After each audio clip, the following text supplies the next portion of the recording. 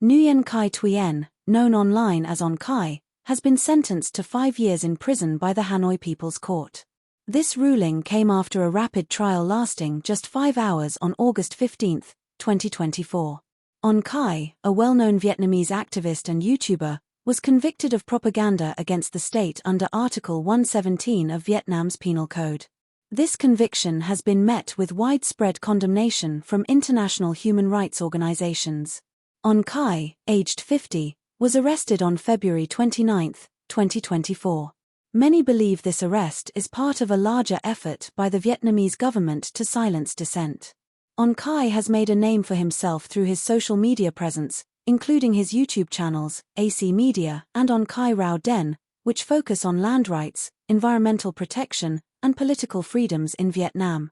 Combined, these channels have amassed nearly 160,000 subscribers, and his Facebook page has over 40,000 followers, making him a significant voice for change. On Khai first gained prominence in 2015 when he joined protests that successfully stopped the Vietnamese government from cutting down 7,000 trees in Hanoi. This marked the beginning of his role in other significant movements, such as the protests against a major fish kill in 2016 caused by industrial waste. Furthermore, he emerged as a leading critic of China's Nine-Line policy in the South China Sea, which claims parts of Vietnam's maritime territory. In response to government restrictions on assembly, On Khai and his colleagues created No UFC, a football club symbolizing their opposition to China's territorial claims. On Khai has been a vocal advocate for the use of social media as a tool for activism. In a 2017 interview with Mekong Review, he stated, "Social media is a very important tool for us. We have only that tool to express our opinions, to exchange ideas, to connect each other. Without social media, it would be a big challenge for us." The sentencing of On Khai has triggered strong international backlash. Patricia Gossman, the Associate Asia Director at Human Rights Watch, criticized the Vietnamese government, stating, "Vietnam's authorities have targeted Nguyen Khai Thuyen for expressing views they don't like. The government should stop jailing peaceful critics, repeal its draconian penal laws, and end the systematic violation of basic rights." She also warned that Vietnam's actions could have negative implications for its international relations, particularly with its donors and trade partners. On Khai's conviction is part of a growing trend of political repression in Vietnam.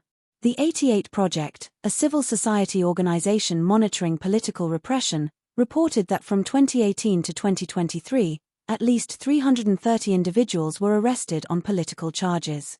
The organization views On Khai's arrest as part of an escalating pattern where the government targets not only anti-state dissidents but also those involved in policy activism, further restricting civil society. The impact of On Khai's sentencing is expected to be significant, causing a chilling effect on the activist community in Vietnam. Former prisoner of conscience Le On Hung, who was jailed for his peaceful activism, stated that such actions make people afraid to speak out. In an interview with Radio Free Asia Vietnamese, Hung remarked, "This is clearly an unjust sentence for someone who peacefully speaks out for the country's progress. Arrests and sentences like this will make people hesitant and afraid to speak up. No country or nation can grow or develop when its people have to live in fear."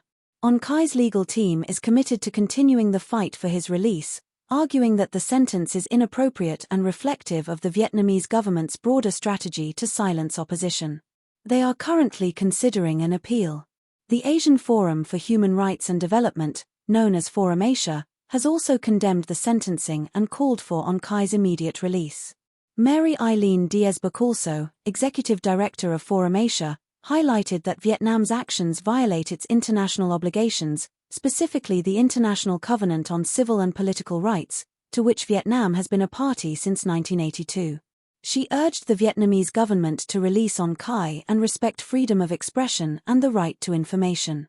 On Khai's arrest and conviction are part of a broader pattern of repression in Vietnam, where the government continues to target those who challenge its authority.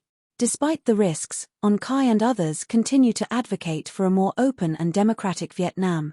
The international community's response will be crucial in determining whether voices like On Khai's will continue to be heard in the future. On Khai's case symbolizes the ongoing struggle for human rights in Vietnam, reflecting the deepening tension between the state and those who dare to speak out against it. What do you think about this situation? Do you believe the international community should intervene more actively in such cases? Share your thoughts in the comments below, and don't forget to like, share, and subscribe to our channel, 2230, for more in-depth news coverage.